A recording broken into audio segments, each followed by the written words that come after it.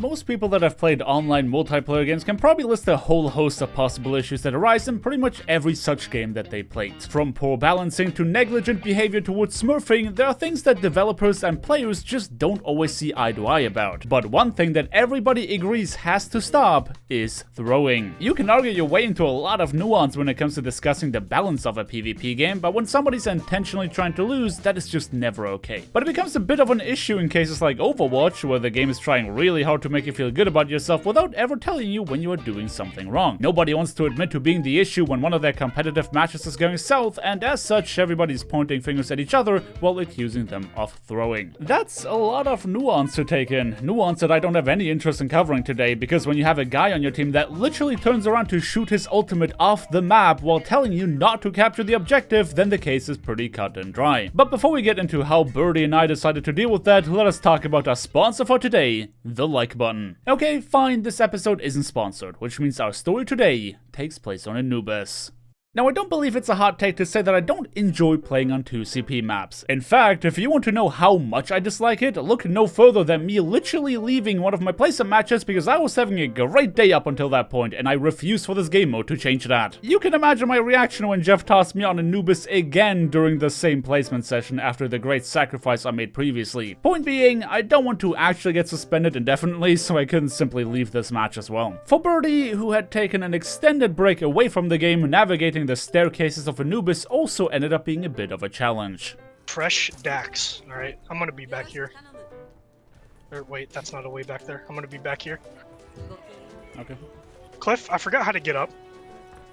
Behind me. Alright, looks like I'm not gonna be back there, never mind. You know what? No, I'm gonna go for it. Okay, I guess we're just not gonna have healing for the first fight, that's fine. While I was contemplating why I decided to bring Birdie back in the first place, our main tank was having a bit of a crisis of his own. Oxfee seemed similarly confused about the layout of the map and where he should or shouldn't be when the game starts. Eventually, he found his way on the high ground, however, it definitely was not a secret to the enemy team. It's always a great sign when the enemy Reinhardt literally gets to stand still in excess of 5 seconds without his barrier going down, but that wasn't even the worst part. Oxfee had the brilliant idea of hard focusing the enemy Widowmaker, which in itself doesn't sound like a bad plan, but the execution of it left him eating dirt, much to the detriment of the rest of us. Between our Doomfist just kinda AFKing on high ground and our Winston trying to set a world record for turbo inting in a Masters game, there was absolutely nothing stopping the red team from just waltzing towards us. Now, I'm not gonna pretend like there was much more than that to our first point hold. Both Oxfee and Dax traded their lives for 1 elimination each, and if you know anything about 2CP, you also know that that's not gonna pay the bills. The rest of us were left completely defenseless against a team that lost nothing of value whatsoever while enjoying their first point respawn advantage. It took no more than a single push for them to capture the objective, which already gave me a reason to worry. I would love to attribute that first fight to a lapse in judgment that could easily be fixed, but our monkey immediately repeated what happened just a minute ago, in which he boldly chased down the enemy Widowmaker at the cost of his life. And if you think that Dax might make for a saving grace here, he also did the exact same thing as before in sheer disregard for the failure he experienced as a result. Embarrassingly enough, he didn't even manage to pick up an elimination before biting the dust this time. We had an Ice Cube's chance in hell of winning this game on the basis of either our skill or coordination, which meant the only thing we could rely on was the turning of tables in which we were the ones with a spawn advantage. Most of our heroes of choice were fast enough to continue staggering onto the point, which means all we needed to stabilize was slowly picking the enemy team off. A flanking Nano Zarya ended up achieving exactly that for us, but unfortunately it came at the cost of 56% capture progression. The red team had since swapped to a Tracer in hopes of keeping this teamfight alive and actually succeeded in taking out several low HP targets. When looking at the replay, I was already rolling my eyes over a smurfing Tracer that disrespected us so much as to where she wasn't even moving while firing, but taking a closer look I realized this person is not standing still as a matter of confidence or disrespect, but because they legitimately have trouble landing shots while moving. And they got away with it too, because nobody was even looking at them. To think that we were struggling so much against a team that, by all accounts, is probably as bad as us was very upsetting. Thankfully, our spawn advantage would eventually prevail so that everyone on my team who has been making the same mistakes for the last 2 fights can continue to do so. Dax was really putting on display why I hate the fact that Doomfist exists in the first place. Whenever the enemy team plays him, it's some top 500 Smurf account starting a rollout on King's Road just to one-shot me on Hollywood. But when they're on my team, it's like they're playing with a Mario Kart steering wheel 50 feet away from the monitor. The enemy Reinhardt was not only reading but outplaying our Doomfist by almost every conceivable metric, but thankfully we had made a swap to Reinhardt ourselves, which in one fell swoop gave us a fighting chance. Anarchy was finally getting the protection and support he needed to show off just what he was made of, and not only did we survive the immediate next ultimate-filled teamfight after swapping off Winston, but the following one as well. Of course not without our Doomfist dying, but at that point that was neither here nor there. I mean, to be honest, if I was forced to pick between either Dax or Oxfree throwing my game, I'd definitely rather have my main tank pull this weight, because you can always try and make up for a lack of damage, which happens a lot. But having bad tanks really feels like a way bigger problem to have. But Dax contributing absolutely nothing of value would continue to be a recurring theme throughout this game, even before he decided to willingly give up. What really ended up putting the nail in the coffin, however, was me not hearing the enemy McCree sneaking up behind me in the heat of battle. With no Transcendence to keep us alive and most of our ultimates depleted to no avail, the enemy team had little trouble aggressively shoving us off the objective. I was desperately trying to collect the last bit of ultimate charge to stall out the objective, but the enemy Zarya came in clutch with a big brain graviton switch that stopped us from even touching the point. We succeeded in stripping minutes off the timer, but the red team still had many more at their disposal, and you can be certain that after a round like that, sour attitudes are bound to occur.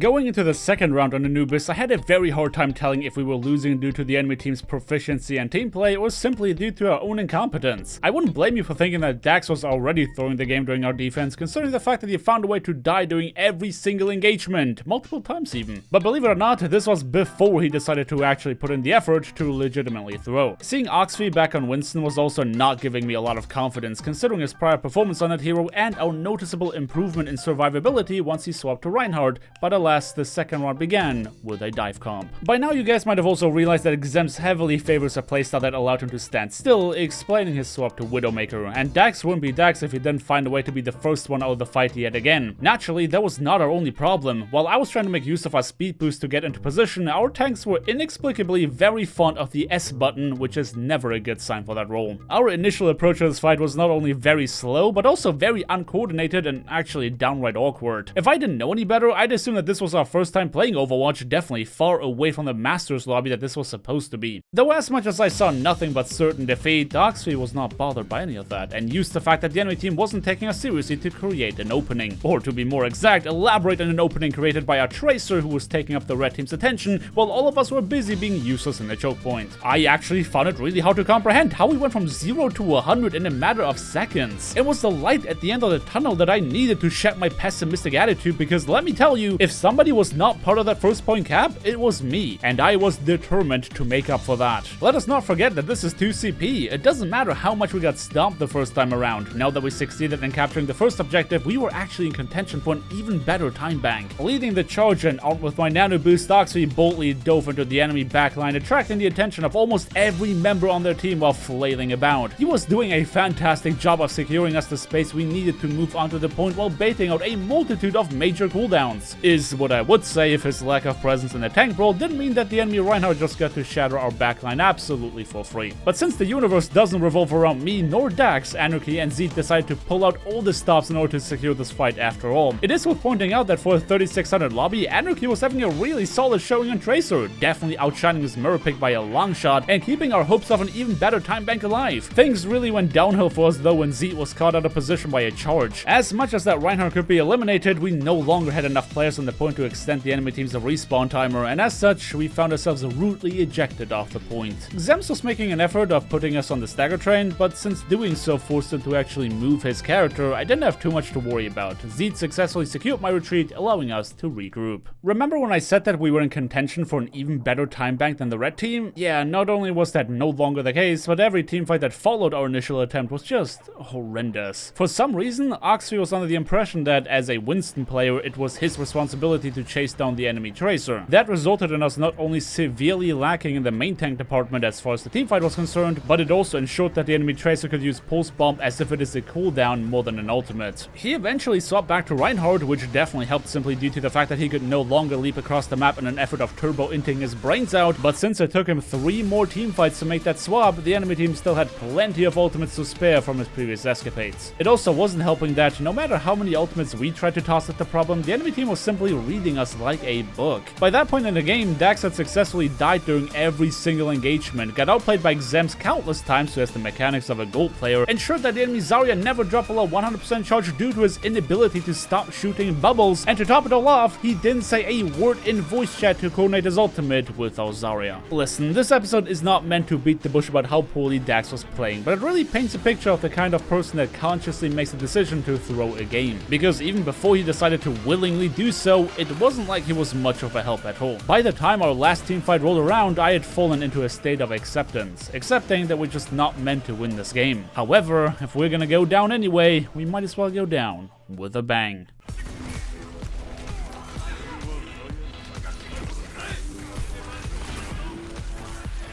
Nice immortality. I'm dead, GG. I just said GG. Okay. We need to regroup. Okay, that's 1 for 1, good. Zarya 1, nice. Speeding.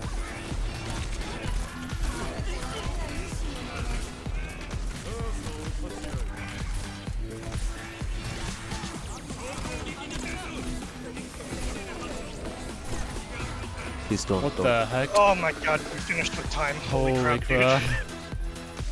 It's still winnable, Cliff. Despite our Hanzo literally throwing. Yeah, dude, why worked so hard to like not let him throw and he still threw?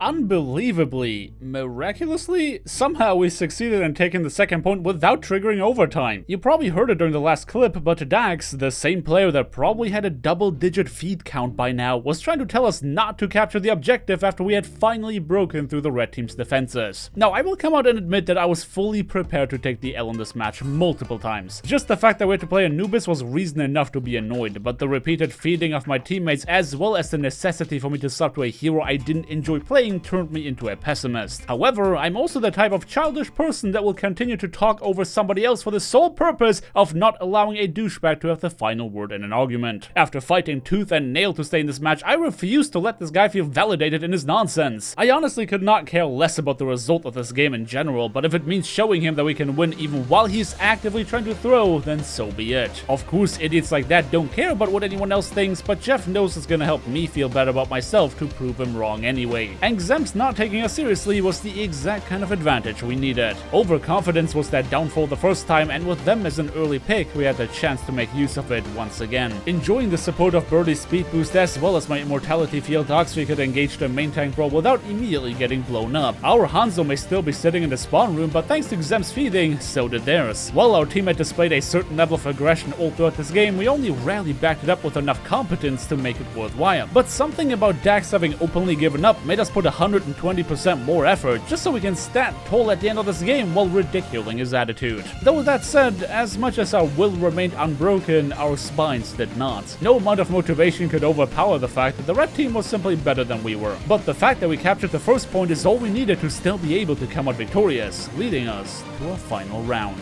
Even with our lack of cohesion, clearly we were able to make this somewhat of a close game. It is sad to think about because as much as you can chalk this up as a matchmaking failure, if Dax just put in the effort to play properly, we would actually be doing really well. But obviously that train had long left the station, meaning the 5 of us had to find a way to turn the tide. Starting this round off with an ultimate generating fire strike into the enemy spawn, you can tell that Oxy was ready to continue giving it his all, firmly holding onto a slim chance for victory even when he struggled with getting back in position. Obviously it would take more than that to stop the red team's advance, though delivering on what was necessary wasn't easy when one of your DPS is still sitting in spawn crying. The attackers remained uncontested as they set up their play, and just like before, we began this round on the back foot. Their Widowmaker made sure that we couldn't utilize half the angles we wanted to play around, while our obvious lack of damage made sure they could W into us without a care in the world. The enemy team had demonstrated that victory was no longer a possible outcome for us as they systematically decimated our entire lineup. Naturally, we wouldn't count on Dax helping us, and if you think that him spending the first fight in spawn was bad, then you'll be surprised to find out that him being part of the engagement is not only not useful, but a downright detriment, as him perishing only contributed to the enemy team's ultimate bank.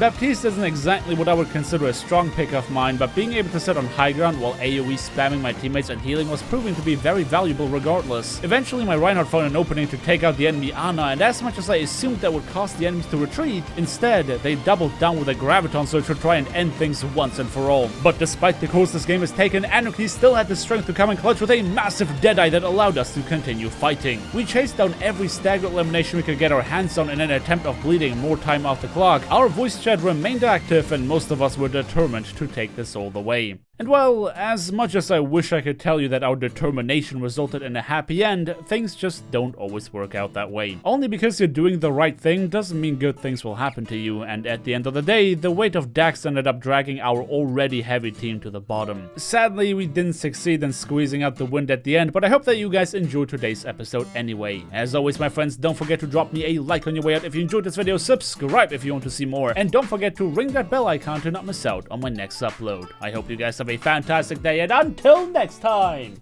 peace!